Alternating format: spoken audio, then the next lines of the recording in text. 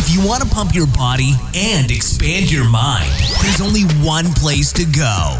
Mind Pump. Mind Pump with your hosts, Sal DiStefano, Adam Schaefer, and Justin Andrews. Hey man, guess what? What is it? In this episode of the Mind Pump, for the first 40 minutes, we have some fun conversation. We talk about a documentary that really blew my mind. 3 Identical Strangers. It's about us. This one's really... Is that... Wow. You can't tell us apart. You're so right. Yeah, in the dark. Really good documentary that explores the nature versus nurture argument in a very strange and fascinating way. Go check it out. Spoiler alerts. The whole thing. Then we talk about the decade that Adam was cool in, the 90s. Whoa, dude. This is a great... Back then, you were the cat's meows. Yeah. Well, hey, The cat's ass. to your ass. Now I'm just the cat's ass. to your credit, I was never cool in any decade, so I'm waiting for the decade I would be cool in. There you go. Then we talked about docu-soaps. What are docu-soaps? You gotta find out. Yeah, find out. You got to listen to that part. Days of our lives. Then we talk about sea nomads. There's a people that live This is crazy. and dive in the ocean, and scientists have discovered that their bodies have actually adapted to be more proficient under the water. Fascinating study. Actually, They're like mermen. it's pretty crazy. If you go to our show notes, there's a link to that article. Leave it to our forum to drop some knowledge. Now, Adam talks about how he's going to be hosting the Mind Pump Thanksgiving dinner for our nice, tight staff and select few. On my birthday. And Dicks. how he ordered the Thanksgiving food from Butcher Box. Butcher Box was running a great promotion. By the way, we have a good hookup for you. If you like high-quality grass-fed meat, and if you combine that with the fact that you don't like driving to the store to get it, you want it delivered to your door. Sal. It's a pain in the ass. It really is. Here's what you do. Go to butcherbox.com/mindpump, and we've got a hookup specifically for our audience. This is what we got you. We got you guys this. We had to negotiate this real hard. Here's what you get. Free bacon, 2 free ribeyes, $10 off, and free shipping on your first order. Who's going to say no to that? That's right. Then we talk about reversing cavities and tooth decay. That's right. Studies are showing that you may actually be able to heal your cavities. And finally, Justin my God. is getting his kids on the Organifi red juice. Apparently, they're not hyper enough. No. Pusher. I want them to get shit done.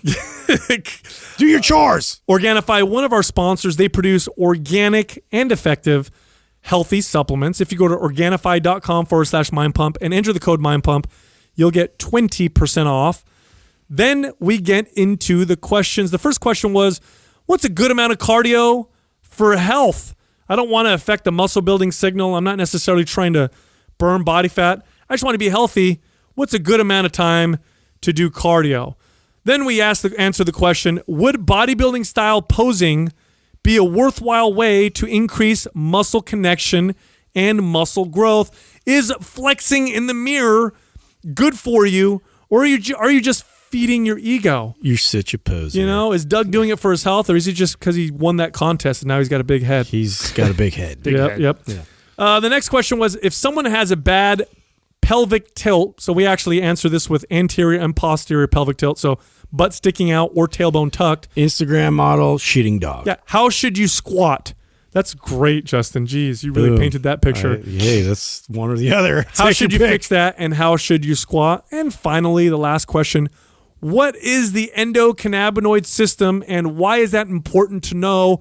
I talk about one of our other partners, Ned. They produce full-spectrum hemp oil, which contains natural cannabinoids. So if you listen to that segment of this episode and figure, hey, I want to supplement my body's natural cannabinoids, well, look into full spectrum hemp oil. Just go to HelloNed, HelloNed.com/mindpump, and you'll get 15% off your first purchase. Also, I would like to remind everybody that this month, Maps Anywhere is redone and brand new. Ooh, it's so pretty. Shiny new packaging, new models, way better than us, new blueprints. And to celebrate, we've taken the price and cut it in half. It is 50% off, half off. Here's what you got to do if you want half off Maps Anywhere. Go to mapswhite.com and make sure to use the code WHITE50, that's WHITE, and the number 50 without a space at checkout. And if you have any questions on our other MAPS programs, we have many other MAPS programs, all designed for different people, different goals, beginners, strength athletes, bodybuilders, just regular athletes, whatever. We have it all. Just go to mapsfitnessproducts.com and you can learn about any of them and decide which one works best for you. T-shirt time! And it's t-shirt time. Oh, it's my favorite time. We had a few less reviews this week, but we are sending out 6 shirts.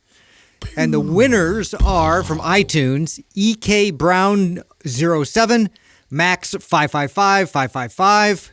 You're both winners. From Facebook, we have Andrew DeGood, Ashley Mazzotti, Dakota Vandenberg, and Joshua Rogers. All of you are winners. Send the name I just read to iTunes at mindpumpmedia.com.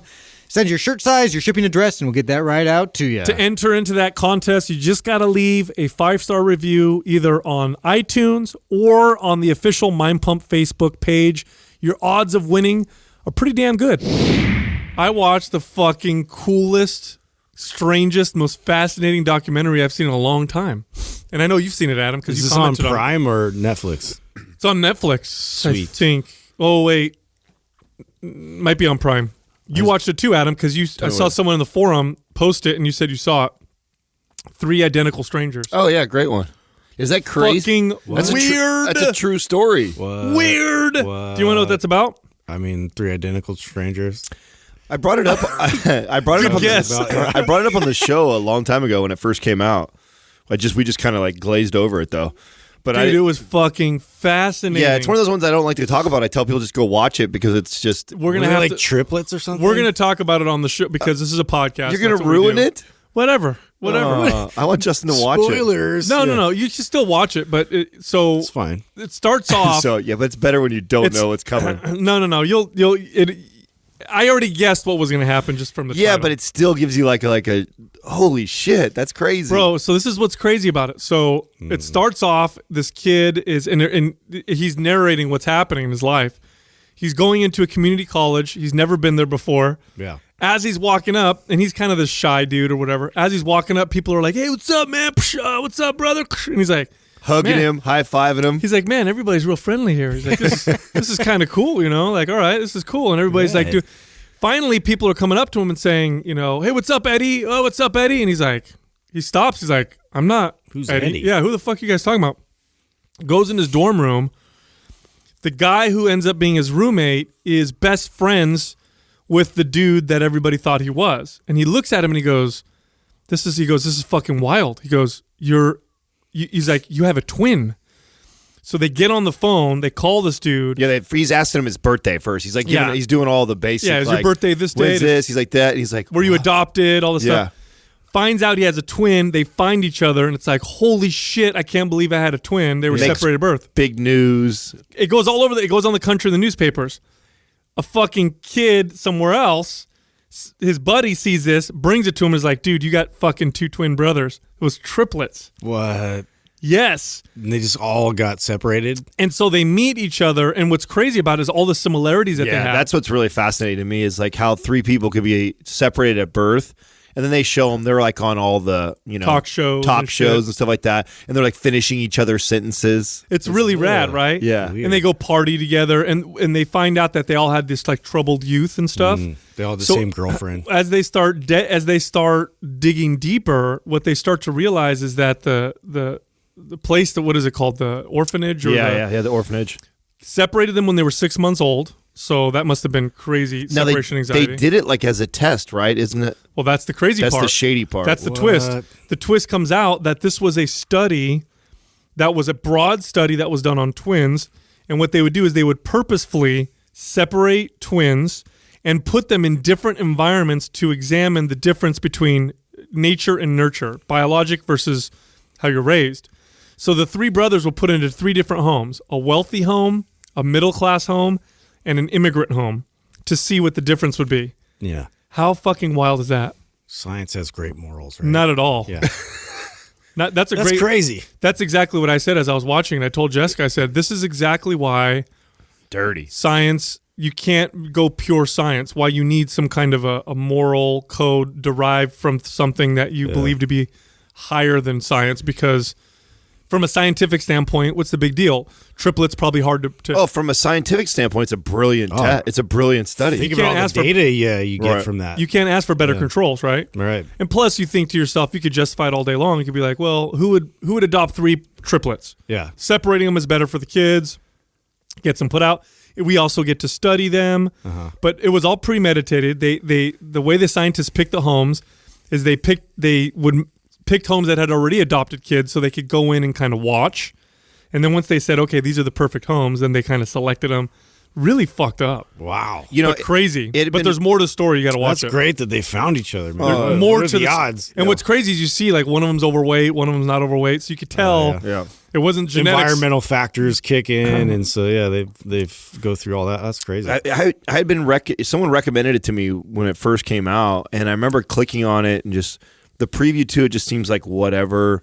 But the reviews on it were really high. It was like 80, 90. And I'm like, we got to watch this. And finally, Katrina and I finally watched it. And when we watched it, I was like, oh, shit. I recommended my buddies. And it's definitely one of those, oh, shit, you got to watch it one. It was definitely worth the watch. What it shows and what it proves is that. Well, now I know everything. But Yeah, No, you don't. No. Yeah, There's more to it's it. still good. No, I still want to watch it. I'm not deterred from it. I didn't want Sal to ruin it all. You know what? You poo-pooed on the 90s thing. I like the 90s thing. Oh, here we go. Yeah. Oh, the 90s documentary? Yeah. Maybe I didn't give it enough time. Well, you know what? It felt like it was just pop You said culture. it was like the kids. Like, remember that documentary, Kids? Yes. Oh, the movie you're talking about? No. It's an 8-part series. Oh, that's what he's talking about. No. You know what it is? I only watched some of one, and I think each one is on a different topic. Yeah. That's why. But you 'Cause know I what? thought it was all pop culture. It's I'm like, what what I thought why maybe you didn't like it because you probably in the 90s you were probably buried in your encyclopedia. I was definitely watching TV, and so it's all about TV and pop culture. Oh, the whole series? The whole series. Oh, okay. I think I haven't got to the ones there. I think it gets into political stuff down the road. So I'm only on 3 or 4. But I mean, I enjoyed the fuck out of it. Does it have all the old advertisements and stuff? Everything, commercials? it's got all kinds of cool stuff. I mean, it really dives into music, and what I liked about it actually was it talks about shows that I watched as a kid, but how pivotal they were in history. Just like it was such a big deal. For example, like Arsenio Hall. Like before that, there wasn't. There wasn't a talk show host that was black. There just didn't exist, and there wasn't anybody bringing on like hip hop artists and like that completely changed the culture. So there's some shows that Will and Grace. Will and Grace was huge in the 90s. Right. So they talked about Will and Grace, and they talked about this. So there was some things that I remember as a kid watching and seeing. I just didn't remember how paramount they were to society and culture. And now watching it again, I'm like, oh, wow, that is crazy that was going on. Media has a very important role in society and culture. Very important. Like Will and Grace is a great example. Will and Grace brought gay people into your living room, and they were likable and they were good people in the show, and so you couldn't help but start to feel like you knew some gay people, and that was okay. And that show by itself changed a lot of people's attitudes towards homosexuality. Just one example. Did you know that? I'm gonna fuck it up. Maybe Doug can Google this. The original name to reality shows was not reality. So Real World came out, and that was the first one. They used to call them docu soaps, like a documentary soap opera. So something, I think it's docu soaps was what they used to call reality shows before they started. Well, yeah, because they would stage everything anyway. Right. Like the next day they would have them wear the same clothes, and like, we didn't get it. We need to get you guys more fucked up. You know? But I remember that. I remember when that first came out, and that set off the... Well, the first Real World was different, actually. The first Real World, which was a big experiment by MTV, was truly real. Like, they actually didn't see... Dude, remember that guy Puck? Well, no, that was part 2. Even the very first Real World was supposed to be a docusoap. They set it up. It was set up and staged. You might have felt like it was completely real, but that was the original. It was originally called there it is. Thank you, Doug. It is a docusoap, so I did get it right. All right. So, and there it is, the real world. The first one was the first. I mean, people argue that Cops was the first one because Cops. Yeah, that's true. Yeah, that was a reality type show, but this was the I used to first. love that show. Remember? Yeah. What you gonna do? What you gonna do? Is that still on the air? I think so. Yeah, dude. I think it's on basic cable. You know, it also They need to bring that show back. Yeah. it triggered us to watch. So I was a diehard Seinfeld fan. I watched every single Seinfeld episode multiple times, and when I was growing up, that was my buddies and I. That was the thing, is like all the one-liners that were in there we were using in normal conversation, right? So like Katrina, I think, just didn't watch it as much, and because she knows that we have similar sense of humor and into a lot of the same stuff, she's like, let's watch Seinfeld. I'm like, I can always go for watching old Seinfeld. So she started it back from the beginning, and last night was watching nice. like the pilot and the original Seinfeld, and such a great Newman. such I remember that whole thing. such a great show. My son loves Seinfeld. Oh, he does? Yeah, he watches them back to back to back. Oh, my favorite, man. I don't know any 13-year-old kids that watch old Seinfeld episodes. You know, That's funny. He likes that, huh? he's got smart, witty humor. That's why. Probably. That's definitely. If you're a young kid, if you're your kid's age and you're into something like that, you have to be smart enough to pick up on the wit. It's got a lot of wit. You know, that's why I think it's quick like that. So. Yeah, he's kind of my son's kind of, he's like an old man in some ways. He's an anomaly. Like he likes old man things, like we go to a restaurant and kids will order like chicken fingers and stuff, and he'll be like, I'll have the salmon. I'll have an old fashioned. Yeah, I'll like Watercress salmon, Can I have some olives? Yeah. You're like, what? Who the fuck eats like that at your age, dude? You know what I mean? Some mineral water. It's just he's like an old man, Hey, what do you want to watch? Seinfeld. I'm like, what? Let's watch some crazy shit. Anyway. Do you have any brie? Yeah, exactly. Dude, so I got some articles here that I want to share with you guys. Let me pull up the first one. That's kind of interesting. So this one was shared in our forum. I love our forum for this, by the way. I don't have to do as much anymore. You know what I mean? They find a lot of cool stuff. I just get tagged. Yeah. I get tagged on these great articles. Well, and thanks. It took a little while, but eventually we ended up finding way smarter people than ourselves in there. Yeah. It's so great. So it's nice. I love it. Yeah, it is helpful. So this is an article in National Geographic magazine about the sea nomads. Okay, you're going to love this. All right. So for hundreds of years, and I hope I'm pronouncing this right, the Bajau people have lived at sea. So these are people that for hundreds of years, what they do on a daily basis is they dive. They dive deeply and they fish. And they don't do this with any apparatus, no snorkel gear, no Spears? Nothing. They use spears. And these fuckers go deep and long. They go down underwater for as long as 13 minutes. What? At depths of around 200 feet. Damn. And they're nomadic people, and they live in the waters that wind through the Philippines, Malaysia, and Indonesia. And so this is just what they've been doing for hundreds of years. There they are, right there. There's a picture.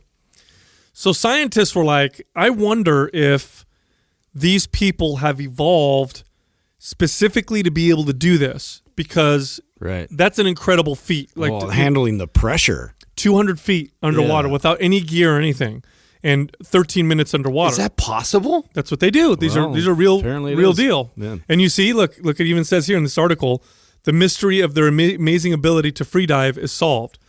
So they thought, okay, let's see if we can find any differences in these people versus regular people that maybe they've developed over hundreds of years. Let me guess. Ketogenic diet.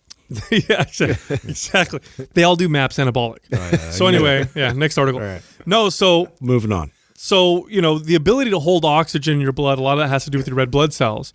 And your spleen helps produce some of those red blood cells. And so in animals or mammals that spend a lot of their time underwater, mammals who typically do that have larger than normal spleens. And so that's the first place they look. They're like, let's see what size of spleens these people have.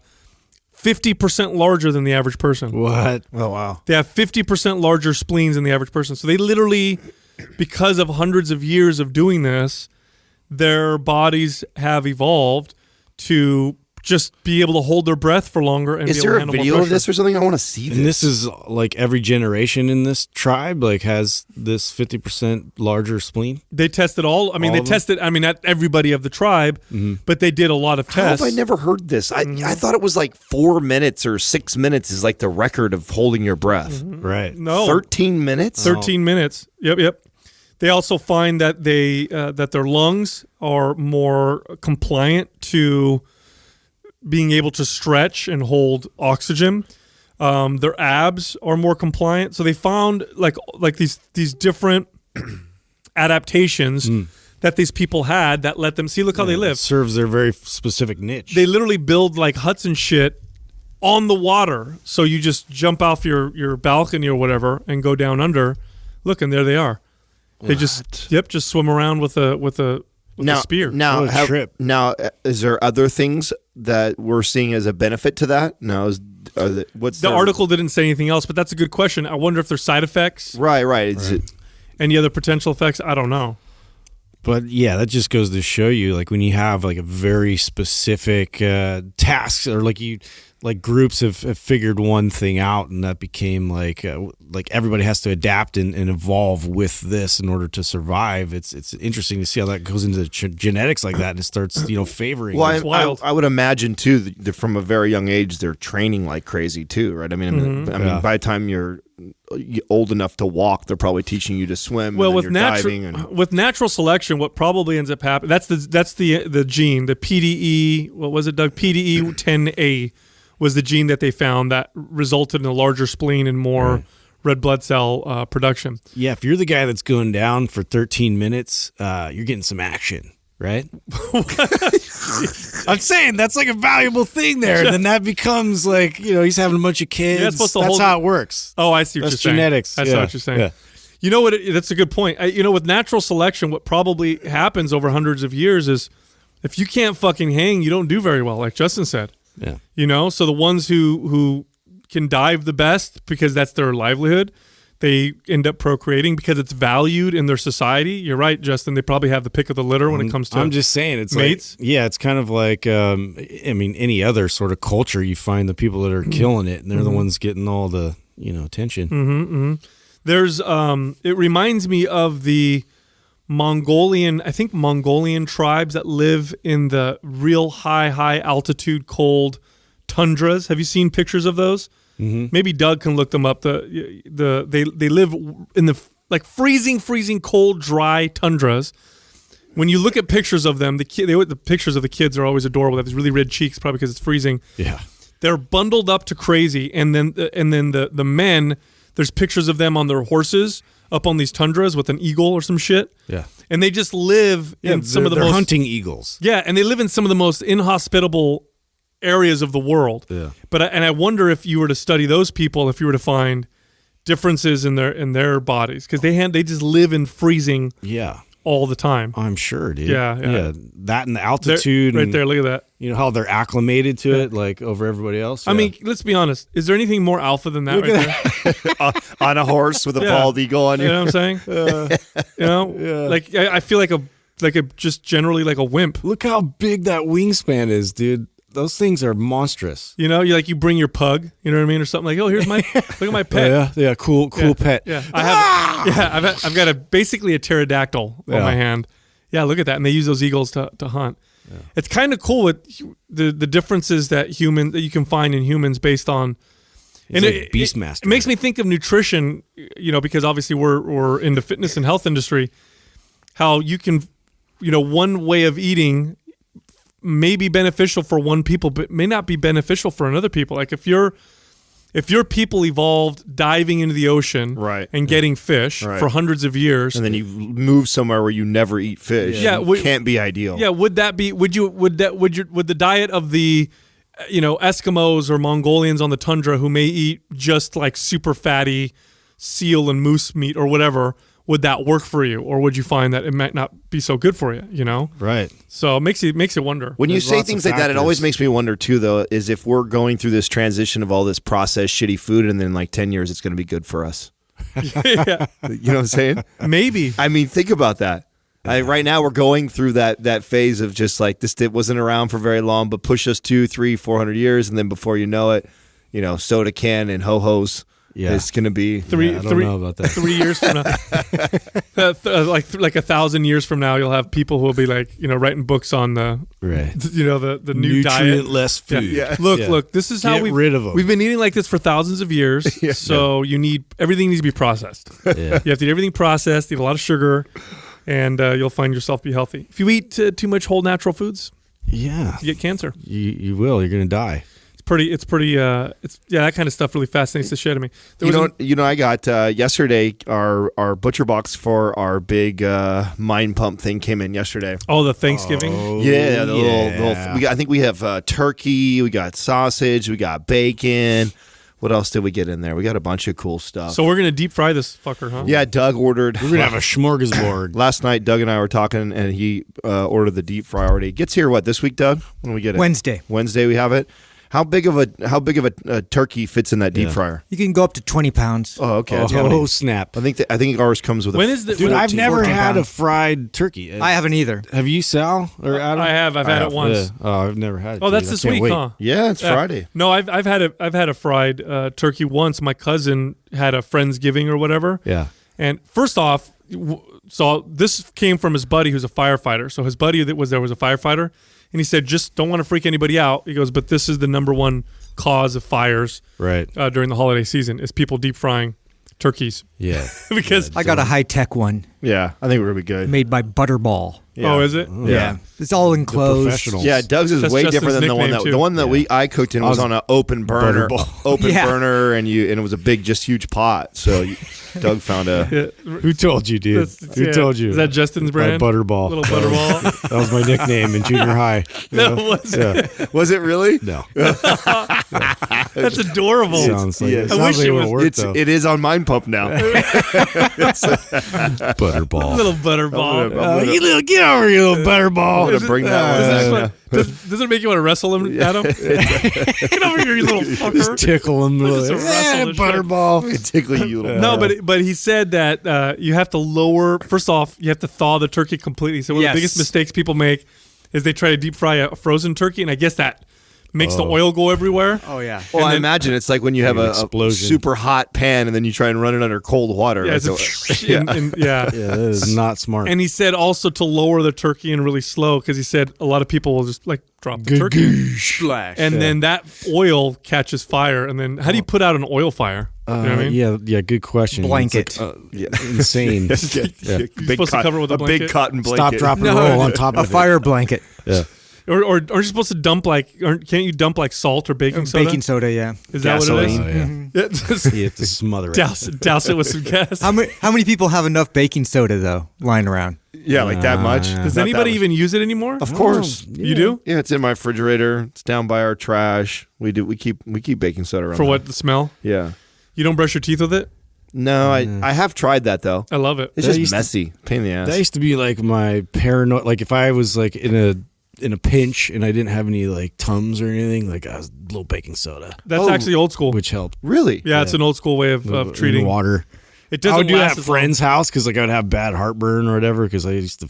Is that what Alka-Seltzer is? It's just like a tab of it? It's I don't different. know. Yeah. It's different. The baking soda doesn't last as long. So if you take Yeah. it for heartburn, It was kind of temporary. it'll be like an hour of relief because it neutralizes the acid. What do? You just sit in the box and you like finger? Yeah, no, I just No, like no, put you it put it in water and mix in it. water. And But I mean, if then- it's going every hour, I just carry the box around and just scoop it in your mouth. He's like, yo, man, you got some baking soda? He's like, I got some in my gym bag. oh, but you burp like, oh, that's the worst, dude. That turns it on. But I brush my teeth with it every morning. I use toothpaste and then I sprinkle some. Do you also do the charcoal? Like I you did brush that with for a Yeah. second, but it was so messy and black. Yeah, you have like Everywhere. black teeth. Yeah, I'm afraid. Like if you get a little toothpaste on your shirt, no big deal. You get like some charcoal on your shirt. That turns into a big deal. It's yeah, it's stupid, Yeah. but it does clean. It feels like it cleans your. Did your, you do your the? face really Did you good. guys ever try the oil pulling?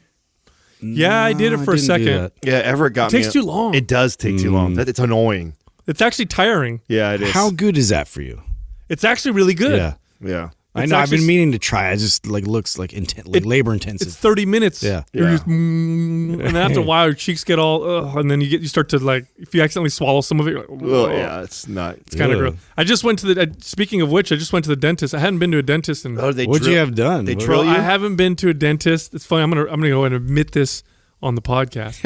I hadn't been to a dentist in years. Ew. That's a long okay. time. They're overrated. Long time. They're overrated. Most of them are a scam, anyways. Really? Fucking scam, Bro. You're going to get the dentist association after we got to your stop ass. pissing people off. Yeah. I got to say this on the show. I made a comment like 4 episodes ago about registered dietitians and said they were the worst people to go for. I got a fucking slew of messages. You said that about registered dietitians? Yeah, I said they're the worst people to go to for diet. I didn't even pick up on that. When did you say that? It was I was just agreeing. God, what an asshole! What an asshole! No, you are. and you know what? Yeah, you're right. A couple of them are in our forum, and they reminded me that they're all the same. And what I was They referring remind to. you, some of us listen to Mind Pump, asshole. Yeah, no, and some It's like trainers. But anyway, so dentists. So you think they're scam? Fuck yeah, they're a scam, dude. I told you. A lot of them have. I've seen a lot of these ripoffs. Well, I went one time. I remember as a kid. One time. Well, and then that was it. well, no, that was when I was sold that it was a scam because we went one time, and at that time I hadn't been in like 2 years. My mom takes me. They tell me I have 8 cavities, and like my family's like didn't have a lot of money, so they're like, "Okay, son, we're gonna have to put that on hold for. Are you fine? Does it hurt?" I'm like, "No, I'm fine. I don't notice anything like that." They're like, "Okay, well, when we get some money, we'll go back and we'll do that, right?" So, then I didn't go for like another year or two. And then when I go back, this dentist tells me I have 0 cavities. So I went from having 8 cavities to having 0 cavities. Nothing. And I'm a kid. Nothing changed in my diet. I was eating just as much Fruity Pebbles and fucking Do you know what though? ice cream. You want to know what's weird about that? You probably were the guy probably did bullshit you guys. However, did you know that there's now evidence that cavities can heal? I used to believe that once you had a cavity, that once you had a cavity, that was it. Yeah. But now there's evidence that changing the microbiome in the mouth and doing a couple of things, supplementing, I think, maybe Doug can look it up, that cavities will heal themselves. The bone will actually heal itself. So trippy that anecdotally, like I had a cavity that I've been meaning to address forever. And it just one of those things I just avoided the dentist because I didn't want to go back. And I kept, changed my diet, health and all that and improvement wise in my mouth. And I didn't feel it anymore. I had the same thing. So when I was an adult, this happened to me.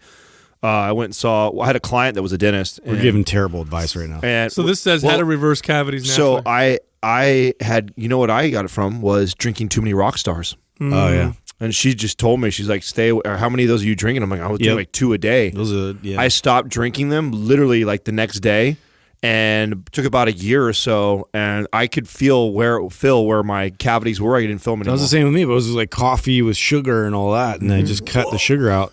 Whoa, check this out. You ready for this? Is crazy. Doug just pulled up an article, and I just read it while we were talking, that they did a study, and this was published in the British Medical Journal. And they had a study performed on 62 children with cavities. They broke them up into 3 groups. Group 1 ate a standard diet plus oatmeal, which is rich in phytic acid. Group 2 consumed a normal diet and supplemented with vitamin D.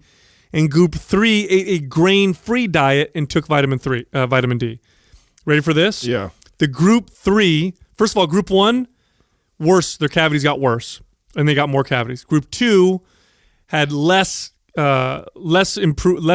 cavity startup, so they were a little bit better. Group 3, who had the grain-free diet with nutrient-rich foods, vegetables, meats, fruits, and took vitamin D, had almost all cavities heal. Wow. I fucking knew it. What a trip. Well, you know what's funny? So what'll trip you out, and if the listeners can check this out, if you want to read about somebody who pioneered some of these studies or speculations, look on Weston A. Price. Yeah. Look up Weston A. Price. I think the website is westonapricefoundation.org, if I'm not mistaken. And he was a dentist that traveled the world, and he would photograph people's teeth.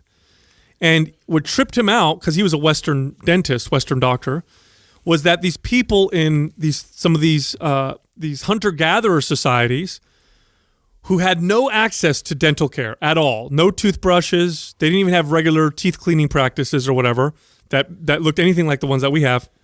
They had perfect teeth and their teeth were straight and there were no cavities. He would examine their teeth, and he was shocked that nobody had cavities, and everybody had really, really straight teeth, as if they had all worn braces. And so he started speculating, and that's how this foundation started, that diet plays this massive role in much more than a lot of the stuff that we understand. Yeah. And if you think about it, what trips me out, you're talking about dentistry, some dentists sometimes scamming or whatever. I mean, I definitely think some bad ones out there, but here's something that I think is complete bullshit. No, I don't want a slew of fucking DMs. Like No.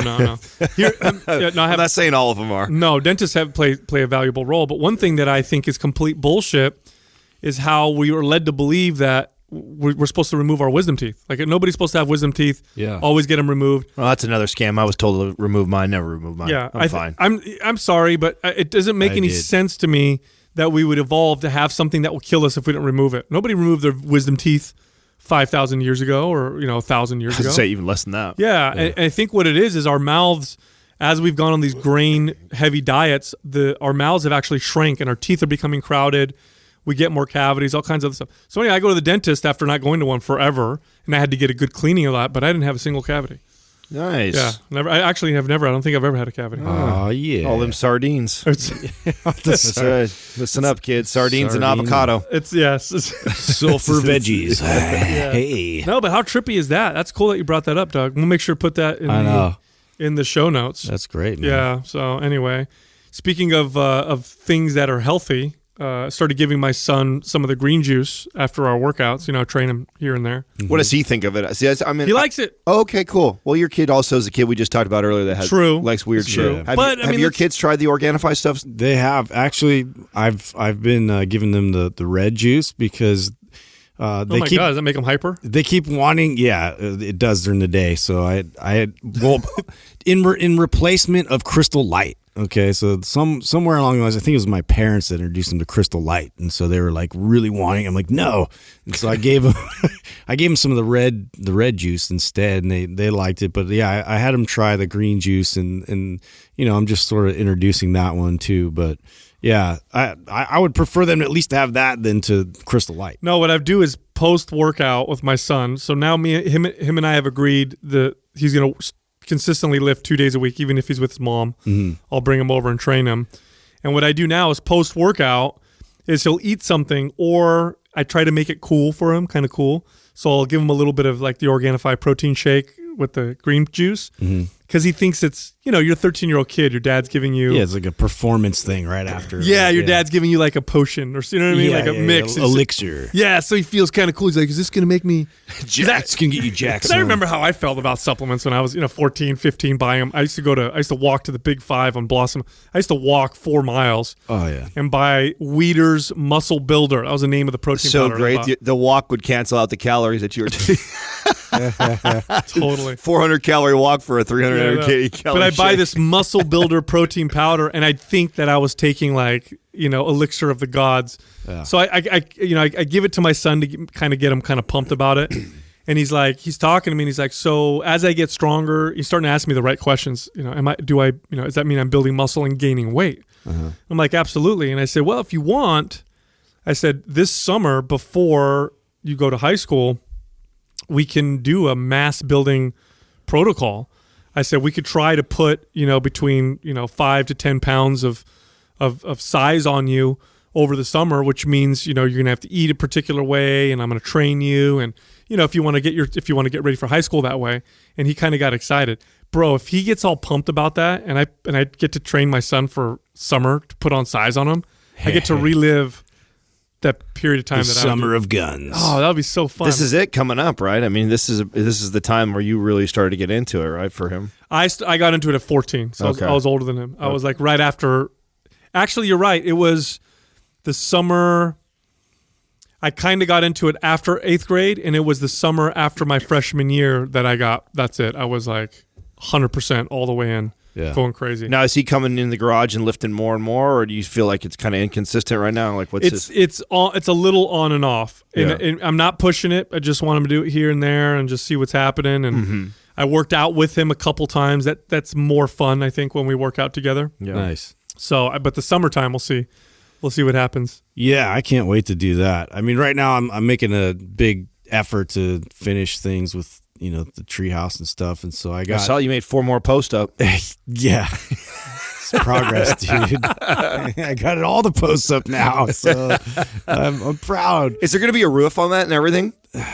I don't know. I'm debating that because my efforts, I think I'm going to go more platforms like with railing and then have gates that open. So it's more functional. So it's like I'm going to build another one on another tree adjacent to that so they can have a bridge that goes to that one. So it's like my vision is for them to be able to have like Nerf gun fights and like use it as like 2 different climbing towers? stuff. Yeah, 2 different towers. Sick. So one goes over to one side and then another tower they climb up that they zip line down. So I'm probably not going to put a roof on it. I'm just going to have multiple kind of platforms that they can attack their friends from. When they come over this weekend, I'm gonna show them like the crazy ass tree houses to put pressure on. Oh, fuck that. Hey, you should have your dad build it. No. You should have your dad They already build watched this. that show, that Nelson guy, dude. And This one has an he elevator. goes crazy, like with all these like You guys should ask your designs. dad to build this. Look at this one. Looks like a Millennium Falcon. Fuck you guys. He's gonna Putting the he's gonna build them into little houses, and then the kids will start to realize that that's where they're gonna live now. Yeah, guys. Oh, you know why I built these? Oh, you're outside now. Because you guys get to sleep out here. Yeah, Mom and I the will. outside ones. Didn't you say they already call themselves the downstairs people? Yeah, my youngest, he calls them we're the downstairs people. Yeah. I'm like, you're the downstairs people. We have rights. Like, they're always demanding stuff. Now, do you guys start your Christmas shopping early for the kids, or you like procrastinator dads that wait till the last week? I'll probably start in a week or 2. Yeah, kind of fine. Well, we have ideas already, so it's like it's just a matter of going on Amazon at this point. Yeah, I mean, so the last couple of years, I've been full on no stores, like just all online. Yeah. Have you converted yet? Are you guys? I don't go to Totally. stores anymore. It's Yeah. stupid. Stores suck Yeah. during this time of year. It's crazy that it still is crazy, and people go and do that. I'm like, man, you get Some people like Jessica likes she likes the whole thing. She likes going shopping. I love She likes getting lines. hot cocoa. She Yeah. likes listening to Christmas music. She likes the crowds. She likes the whole thing. I And fucking hate the crowds. Yeah. I used to hate it too, but what I'm trying to do is I'm trying to change my perception of the whole thing a little bit, because I'm wondering if I just decided it sucks, and if I can maybe see it through different No, lenses. no, no, It's like It the sucks. difference is getting a fast pass to Space Mountain or not. You know what I mean? Yeah. Thank you. I know You exactly. know what I mean. Adam doesn't. You don't have kids. But I'm probably going to do most of my shopping. My daughter's birthday's coming up, and Oh, what are you doing? well, what I'm going to do with her, I was thinking like, what should I get her? She knows what she wants. She wants a canopy over her bed, like every girl. So I got that. That'll be cool. But then what I'm going to do is I'm going to pick her up from school. Tell me this wouldn't be fucking awesome. I'm going to pick her up from school, and I'm going to be like, you ready for your shopping spree? And we're just going to go to the store, and I'm just going to let her. Surprise. And I'm going to let her pick whatever. Oh, she'll love Just that. know what you're setting yourself up I know. for. Well, right? I'm praying that It's not now. It's not now. It's what you're setting her up for is her loving that, having such a good time at this age, and then when she gets to like 16, still wanting to do that with dad. We're gonna go And- buy a car. Yeah, no. Then it's like Gucci, Louis Vuitton. Oh, no. Like, shopping spree's like $10 No, grand. but I think it's just the fun of it, right? The fun of going to the store with your Yeah. parent and having and be able to pick out whatever. Right. And then we're gonna have dinner at one of those Benihana type places. Love those. Oh, yeah. My kids love that I shit. love those too. Where they cook the food in front of you and they throw the freaking eggs in your face. Yeah. Throw the eggs in your face. You ever That get? happen? Yeah, dude. You know they throw it and you try and catch it in your mouth. I fucking hate that. You're not good at it. No, It's that's an athletic thing. That's no. why. You know what? No, I catch it, but you know what it is. What if They throw it a little short, so you do this move. it looks like you're giving a blowjob? You know what bothers me about the throwing the egg in your mouth when it's coming down? What if somebody like breathes a little bit as it lands? You know what I mean? Has anybody ever died I don't know. from the Benihana Probably mean, not. egg throw? I'd I don't imagine know, they'd be dude. sued. You're a numbers guy. It might happen. So, Yeah. But they always make the chicken, on the hot plate or whatever. Yeah. They crack the egg and they always draw the chicken out. Yeah, Or they'll yeah. make the volcano with the Yeah. the steam coming out of it. That's the best. When you leave that place, you smell like that place. What day? though. Now, That's the what only day are you thing. doing this? 100%. This is when? It's coming up. I don't want to say when, but it's coming up. Oh. In case she's listening. Yeah. No, yeah. My daughter listens to Mind Pump. Oh, man. God help us. All those weed jokes are a joke, honey. I was going to say, because we have ours is Friday, right? Sex robots. Is it Friday? We're doing Friday, right, Doug? Our Thanksgiving thing, right? It's Friday? Yes. Okay. That's my birthday. You guys have me cooking on my it's your birthday. You guys are a bunch birthday. of dicks. It's your birthday, too? Yeah, I'm hosting and cooking on my birthday. I'll give you a massage. God, what a champion I am. Yeah, we'll give you a massage. You'll get a forehand massage. Four-handed. You ever heard of a forehand massage? No, I haven't. Google it. It's pretty legit. It's four hands. Yeah. we cover a lot of area real quickly. Yeah, it'll be fun to have all the kids together, though. It will. Yeah, I can't wait. I had a blast with you guys over the other night, Justin, with your boys. Yeah, it was fun, man. Your boys are adorable. Yeah, well, your kids are cool too. You could tell that you do a good job with them. They ask permission when they're well mannered. Yeah, they are. Yeah. Yeah, they get beat. They're They'd better. Justin's old school. no, they're well Justin mannered. Laid on the hammer. My mom used to have a wooden spoon that hung on the wall. Justin's got a 2x4. Staple gun. Club.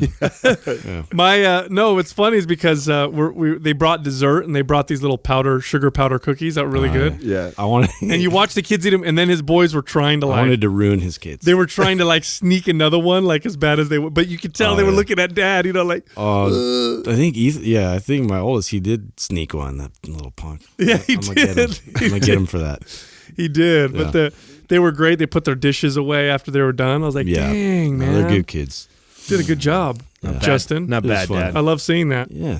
This clause brought to you by Organifi. For those days you fall short on getting your organic veggies or whole food nutrition, Organifi fills the gap with laboratory-tested certified organic superfoods to help give your health and performance the added edge.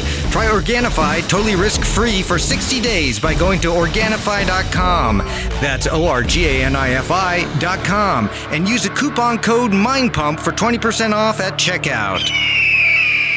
First question is from Eric Capel. Would bodybuilding style posing practice be a worthwhile way to increase muscle connection and increase hypertrophy and muscle fiber recruitment for strength? Absolutely. Yeah. Absolutely. Let me tell you something. If trying to connect to a muscle with resistance is easier than connecting to a muscle with no resistance. One of the reasons why bodybuilders are so damn good at the best athletes you can find at connecting to individual muscles. Part of it's their training. The other part of it is because they know how to pose. Yeah. They'll know how to do a lat spread. They'll know how to give themselves a Christmas tree in a particular position, how to squeeze a bicep a certain way, the tricep delt, whatever, because they've posed without any outside resistance. Well, think about this. Resistance training, okay? All that resistance training is flexion of the muscles with resistance. Yeah. That's all it is. You're flexing muscles with resistance. So if you practice flexing specific muscles, then hell yes, it's going to carry over into your training. And this is why, like you said, they are so great.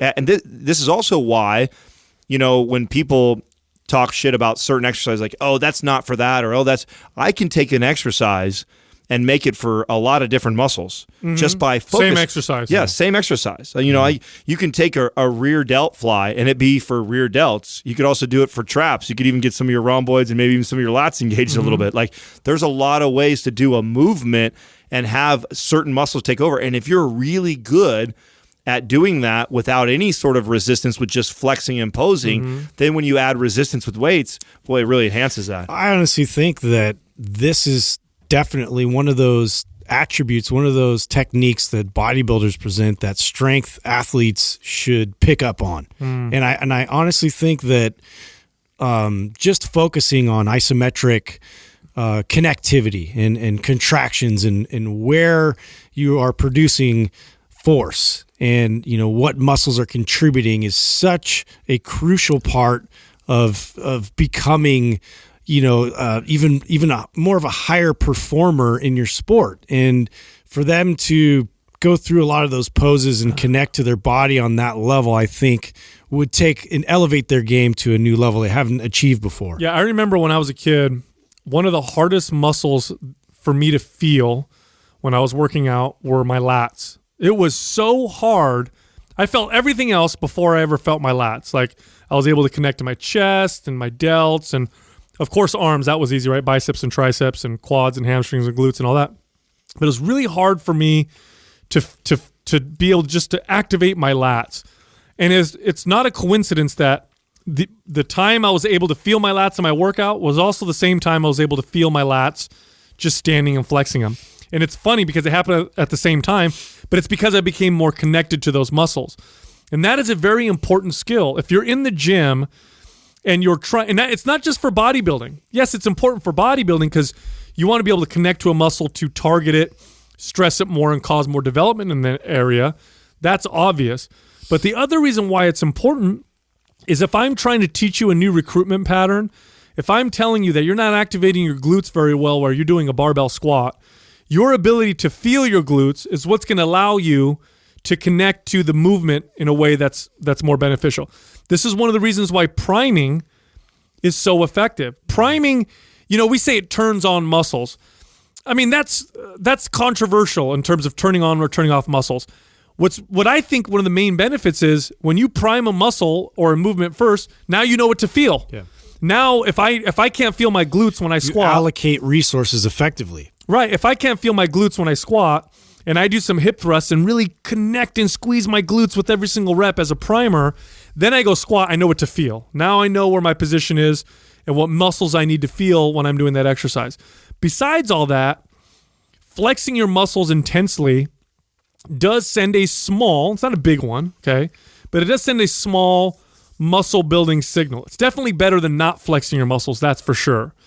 So, back in the day, bodybuilders used to actually make this a part of their training. In fact, Arnold used to talk about how he would do 30 to 40 minutes of posing at the end of his workouts, especially the closer he got to contests. And he used to say that it would bring out sharpness and definition in his muscles. Now, I'm not sure if that part's actually true in terms of actually bringing real definition, but I do think that being able to connect to those muscles and activate them better probably allowed him to pose them in a way to where he could make them more visible.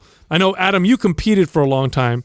Were you able to find that posing differently or squeezing a muscle differently was able to bring it out, almost make it appear? Oh, 100%. Yeah. I mean, that's half of it. Mm-hmm. Half of bodybuilding is being able to present your physique in its best light, and also hide your flaws.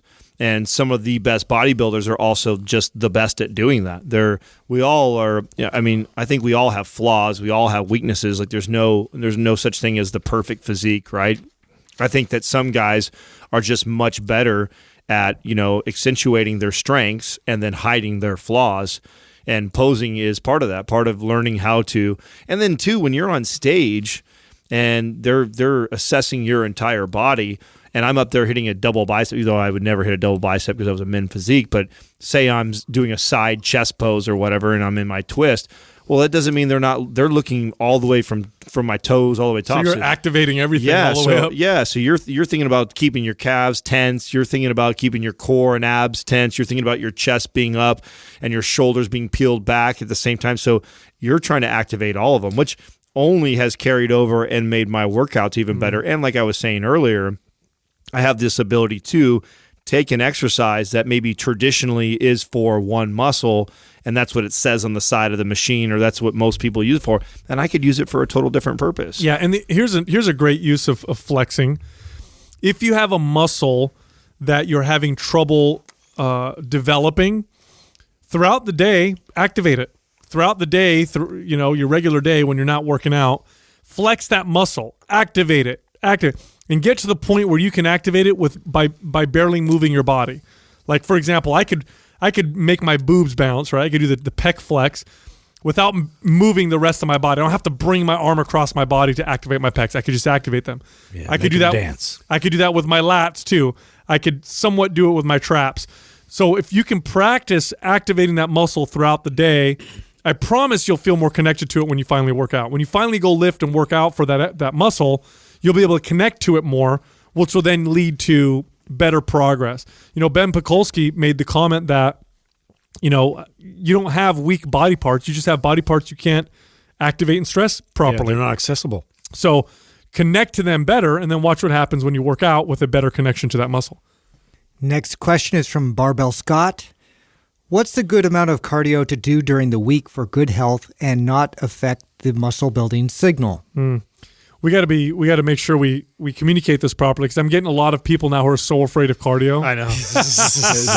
Because everything we Drilled said it into their head. Well, that's why I said that on the show the other day. I'm like, I just want, just so everybody knows, I did cardio like a couple weeks ago. It's not like it's that absent where nobody does it around here. I think that we just have said it so much because the opposite message was being given for so long that, listen, you don't necessarily have to do cardio the traditional way where you get out on a track and run, or get on a treadmill and just mindlessly run for an hour. There's many other ways to exercise your heart, and you can actually do that with weights too. So I think it's important that we note that we're not saying it's bad to do cardio. there's real health benefits of cardio, and some cardio will actually benefit your muscle growth. If you have terrible cardiovascular stamina and endurance and you're lifting weights, a little bit of cardio will improve your cardiovascular endurance, and you'll find some carryover to your weight training. Oh, yeah. To where you can work out harder, have shorter Well, that's rests. what kills me all the time when we do these supersets and we do these, like these muscle endurance type adaptations where I'm just used to picking up the weight like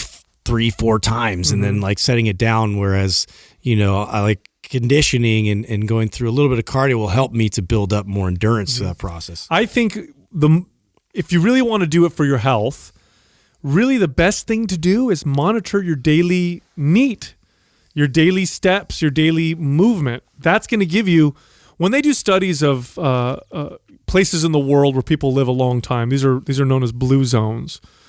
These are areas of the world where a disproportionate percentage of their population lives to 100 years old or older, for example. And there's a few of them in the world. There's like Okinawa, Japan is one of them. The island of Sardinia is one of them. There's an island off the coast of Greece. There's the Loma Linda. Yeah, in Loma Linda, California, there's the Seventh-day Adventist. I think I said that right. And what they found with their activity levels were they weren't super crazy into working out. None of them were like these. It wasn't a culture of hardcore fitness, but it was a culture of movement. So, for example, in Sardinia, when they were studying the 95-year-old, man that, and what his daily activity consists of, every day he'd wake up and he'd walk a mile to the shore, and he'd get on his boat and he'd row himself out and he'd fish. And the fishing was somewhat vigorous. He'd use a net or whatever, and then he'd row back in, drag his fish in, he'd clean them, and then maybe later in the day he'd walk up the hill, gather some berries. So every day there was some kind of activity. Same thing for Okinawa, same thing for pretty much all these other people. So a good amount of cardio for health is just be active every single day. And here's the other thing too. If you really like doing cardio, just go ahead and do it. Well, this is what I tell people is, okay, if your goal is that you want to do cardio because you feel good, it makes you feel good, you want to be healthy, and so you want to strengthen your heart. I get that. And then you also have this, I want to build muscle, which is fine. If you're doing so much cardio that you can't build muscle, probably back off a little bit. But if you're doing lots of cardio and you enjoy it and you're still able to build muscle, you're not doing too much of it. You're okay. You're fine. So just that's kind of how I treat it. And there's going to be an individual variance for everybody. And also your caloric intake is going to make a difference. If you're somebody like myself who used to struggle with getting enough calories for my size to continue to build more size, I had to really limit the amount of cardio I was doing because I just couldn't keep up with the calories. It made it really difficult. But if you have no problem consuming the amount of calories that you need and you're also able to do cardio, you'll probably be able to build muscle just fine too. So each person's going to be different. It's interesting to think about when you bring up the example of, the blue zones and, like they're more active in general, and that may be various forms of activity, right? And this is something that's really, in my own personal experience, just understanding more that cardio doesn't have to be on a treadmill. It doesn't have to be just walking. It doesn't have to be just hiking. It could be a whole variety of things, and things that are very productive throughout my day and that provide purpose in my life. And I think that a lot of the correlations that you may see with, longevity is when you are always, every day you have an activity, you have a purpose, you have something that is driving you to get out of bed and to do things. I think we just, as human beings, we need that. My favorite form of cardio is playing with my kids. Yeah. My daughter, when I'll pick her up from school, And, I'll tell her, if you finish your homework quick, then we'll have 45 minutes to roughhouse. And she gets so excited. She does her homework. And there's a couple things that we'll do. Like one of them is I'll put a blanket on the ground. She'll lay on the blanket and try and hang on while I pull her around the house, or I'll swing her around in it, or she'll jump on my back and I'll act like a horse trying to get her off, or we'll wrestle. I'll do the same thing with my son. The Santa sack. You saw me do that. That's awesome. Yeah, and it's just that's the kind of cardio that brings me purpose. Or some mornings I'll wake up early, and if I don't have the kids, Jessica and I will go for a long walk, a 35, 40-minute walk. And that's my cardio, but it's also very purposeful. And the good thing about cardio is it's pretty general, like Justin said. You don't have to be specific with your programming unless you're training for a specific type of endurance. Resistance training, there needs to be much more specifics when it comes to programming. But cardio, just move and you're going to get the health benefits. Next question is Lawless Fitness. If someone had a bad posterior pelvic tilt, would a low bar squat be a bad idea? How often have you guys seen a really bad posterior pelvic? It's a little more rare, right? Like I can count on one hand how many times I've seen it.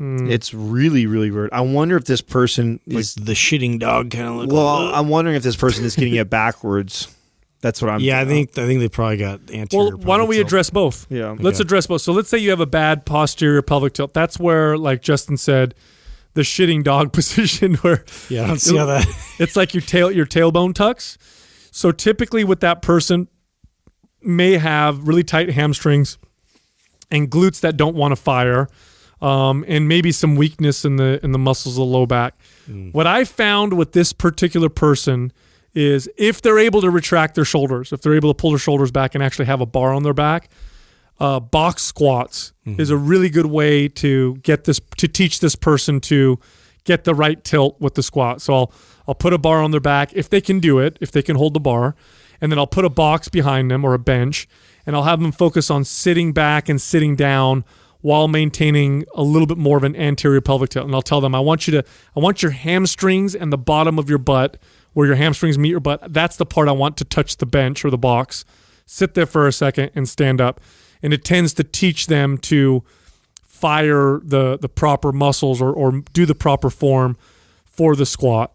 For an anterior pelvic tilt, there's some different stuff. Really, it's about bracing the core more than anything. I'd like Adam. What's your feet? Because you have probably the worst anterior pelvic tilt among the three of us. Yeah, or the most common, I should say. Working your lower abs, right? Or working your abdominals. Period. But doing movements that engage the lower abdominals, like lifting your legs up and then tilting the pelvic the other direction, is what I love to do. Which would be like your back presses or doing like a reverse crunch. I think is a great way to prime before you go into, and you're not doing it to fatigue, so you're not trying to blast the abs. You're just trying to get yourself to the point where you can activate that. Also doing the wall presses. So the wall presses, the back press, reverse crunches are all some of my favorite things to get that activated. Otherwise, if you go into that, you're already in an excessive arch, and then if you load that excessive arch, then at the bottom of that, you're going to feel a lot of stress. They have to really learn how to break. One of the best things I ever learned was, I used to work with this physical therapist, and she was really brilliant in some of the stuff that she would do. And she would do with her clients when she would have them squat or do a movement, the ones that had a strong anterior tilt, that's where your butt sticks out, is she'd poke them in the stomach. And she'd say, okay, I want you to brace yourself like I'm going to poke you in the stomach. So just by bracing the front side of their body, it would take some of that shearing force off the lower back, and it would help them kind of neutralize that position a little bit. This is also where I see, hip thrusts a lot too. This would be a good place for hip thrusts, somebody who has a hard time with that, because you're really isolating the glutes and trying to focus on them squeezing the glutes and having the pelvic come forward. So that's another place that I think I would definitely introduce it. Just be cautious that person, their default is going to drive through their hip flexors. So you have to really teach them first, like the back press technique, then to drive through the glutes before they do it. Now, a low bar squat by nature, what the low bar squat is doing is, so you put the bar on your back. I would think there's more risk as a high bar than a low bar. It depends on your form. Because it's a longer forward. It's a longer lever. Yeah, if you're still bending forward, right? If you're able to sit down in a nice squat, then you're okay. Like Olympic lifters. Oh yeah, definitely. Yeah. If we're talking about any sort of a tilt, posterior or anterior, a high bar squat is going to be more technical than a low bar squat because it's a longer lever. I feel like it requires more difficult mobility stuff for the average person. Like this is one of the reasons why I hate. Well, especially the shoulders. Yeah, this is why one of the reasons why I hate putting a bar pad, or when people put a bar pad on the bar, because it automatically brings the bar higher, lengthens the lever, and then people don't typically don't have the mobility to just sit down into a nice squat. Pushes your head forward. And Yeah. then, you're in a bad position with that. Yeah, going because down. when you go low bar, the reason why powerlifters tend to do that is it shortens the lever and allows them to use more of their hips, so they can bend forward. The weight isn't so high on their body, so there's less load being placed in that position on the hips and the low back, and they can squat more. But, what ends up happening with a lot of people, and this may not be true for the person asking the question, but you see a lot of powerlifters who do a really low bar squat with a really wide stance because it maximizes leverage, and then they start to push that position where it looks like it's like a modified good morning almost. And then they start to get back injury and back injury and back injury because they're pushing leverage so much. We have a good friend that tends to do this quite a bit. So, when it comes to the bar position, what I found for most clients is kind of in the middle. I don't think a low bar squat or a high bar squat tends to benefit most people. Yeah. No. If anything, what I like about a mid to a lower bar squat is it kind of helps retract people and get them with their chest up. That's how I started with a lower to mid bar squat to get better at my squat first, because what I definitely found when I was up high, my shoulders were rolled forward. I had a longer lever. It was more anterior focus for me. Right. And so doing the low bar or low to mid bar squat helped retract the shoulders and puff my chest up as I decelerated into the squat. So it's going to depend on the person what we're talking about here. One easy thing you can do,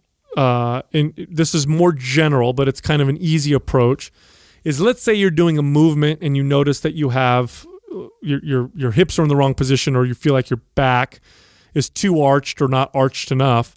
Use a very, very light weight and then train the movement with the position that you want. So what I mean by that is rather than doing squats to challenge yourself to squat more weight and to work your legs out, what you're doing is you're using light weight and you're trying to squat with the right pelvic tilt, if that makes any sense. So you're not going to be challenging your legs much. No, you're challenging the technique. You're challenging the technique.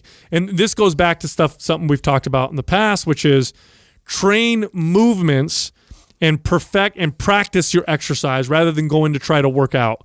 Practice your exercise. So you're going in to practice your squat. And if this part of the squat that you're having issues with is your pelvic tilt, don't add any weight. You're not in there to work out your legs right now. All you're trying to do is learn how to squat with the right pelvic tilt, which means you're going to be squatting with very light weight, and you're going to have to brace your core and position yourself properly, and you're probably going to have to go slow and practice and practice and practice.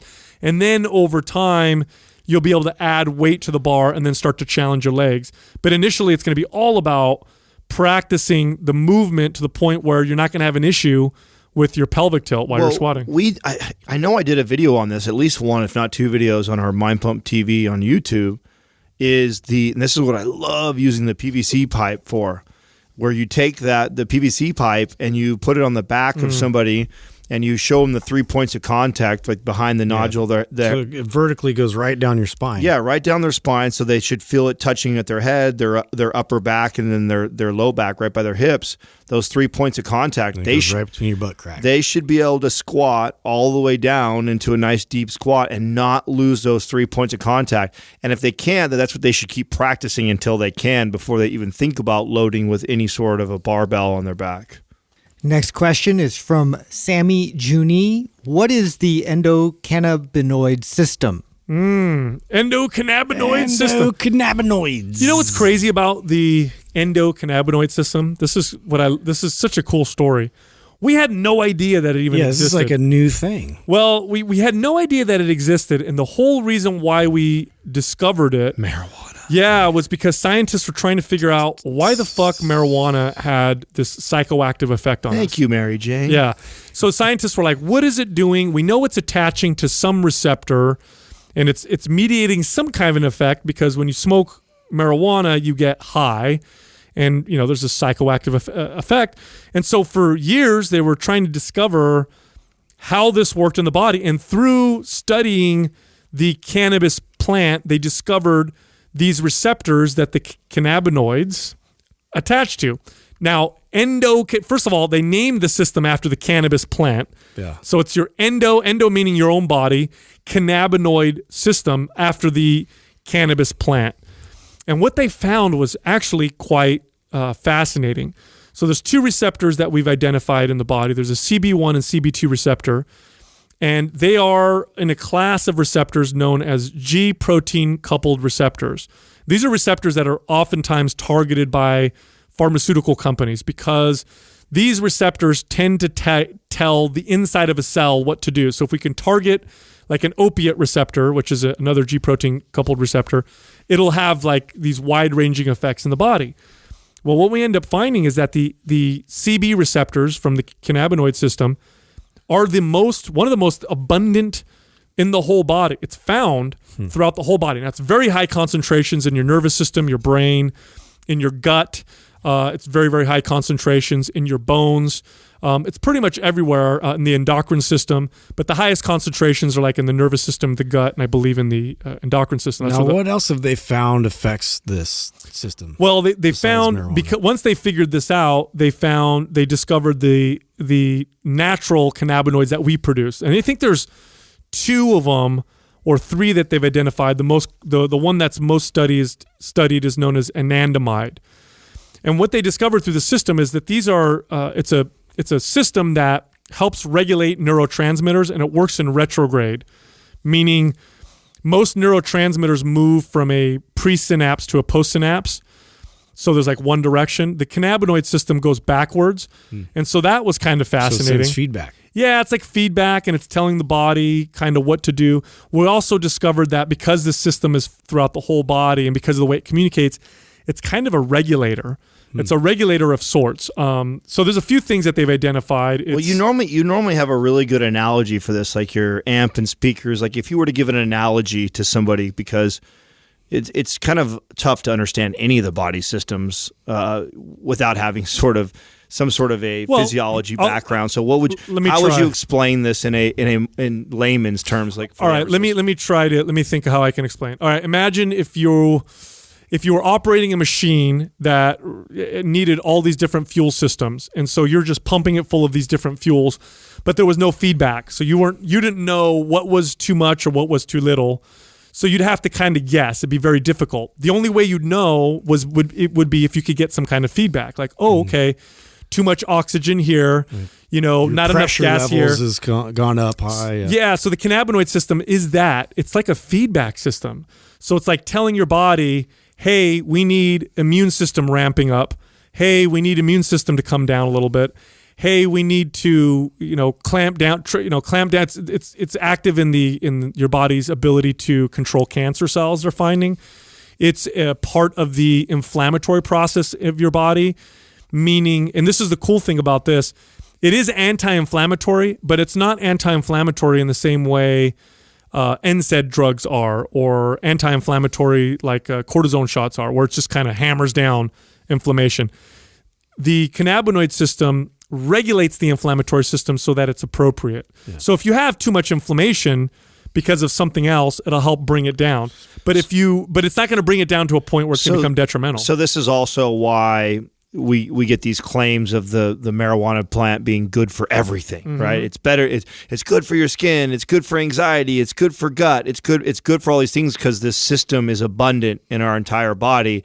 And if it attaches to these receptors, then that's why we can get away with saying that marijuana is good for all these different things because it's so. Is that right? Yeah, it affects so many different systems. And now there's a couple theories as to why people are seeing benefits, medicinal benefits, wide-ranging medicinal benefits, I should say, from using cannabinoids, which, by the way, include the non-psychoactive varieties of cannabinoids like CBD. Cannabidiol, which you can find in hemp. For example, we work with a company, Ned, that produces a product that gives full-spectrum cannabinoids from hemp, minus the psychoactive cannabinoid THC. Now, THC has its own benefits, but it gets you high. Yeah. A lot of people don't like that. Plus, it's heavily regulated, so you can't just go take this in every state. Although I like it. At some point, exactly. Yeah. At some point, it'll be that way. But there's some theories. They think that, that maybe some disorders develop as a result of your own cannabinoid system becoming fatigued, if you will, like your body's not producing enough of its own cannabinoids for whatever reason. And we're not quite sure why this is happening. It may be something similar to like when people are under too much stress over and over and over again, and their cortisol levels and their other hormones get out of whack. And so sometimes supplementing people with hormones makes them feel better. You're not necessarily figuring out the root cause, but at least you're solving a lot of the, like if your thyroid production's low, it's important to figure out why your thyroid production's low. But meanwhile, you're going to need to take thyroid because having low thyroid is bad. It's bad for you, right? So there's some theories as to why this may be happening, but we do know that having low production of cannabinoids, your own cannabinoids, may result in things like fibromyalgia, autoimmune disorders. It may result in depression. It may result in more severe PMS symptoms, dysregulated sleep. There's like a whole host of things. And so supplementing with cannabinoids from a cannabis plant, which they call phytocannabinoids, may alleviate, many of these symptoms. Irritable bowel syndrome and digestive disorders is a really big one. So there's a lot of theories as to why it benefits so many different ailments. I think medicine, we're going to start to see some revolutions in medicine through cannabinoid type treatments. I think cancer is a big one. I think we're going to find autoimmune disorders. I have a family member who has Crohn's disease, and the science and studies that are coming out with cannabinoids and how they affect Crohn's is actually starting to become quite fucking fascinating. And this is a disorder that you go to a Western medicine doctor and their answer is to put you on low-dose chemo and to give you super potent anti-inflammatories to handle the symptoms. But those things have their own negative side effects on top of it. Do you think in conjunction with like concentrated pharmaceuticals with like something like cannabidiol, like some kind of like cannabis, you could actually like prescribe a little bit lower dose in combination with There's some studies that show that when people use cannabinoids with opiates, that they require far less of a dose of opiates. And it's funny because it's a different way of helping you with pain. They're not quite sure how it reduces pain for a lot of people because it's different. It's not necessarily a painkiller, but for sure, there's definitely an effect for a lot of people when they use cannabinoids that they just find that they have less pain. It could be the systemic reduction in inflammation. It could be the way the body perceives pain. It could maybe increase how your body utilizes its own natural opiates or synthetic one that you may take. And so they're finding that cannabinoids are great adjuvant therapy alongside pharmaceuticals. Chemotherapy is a great example.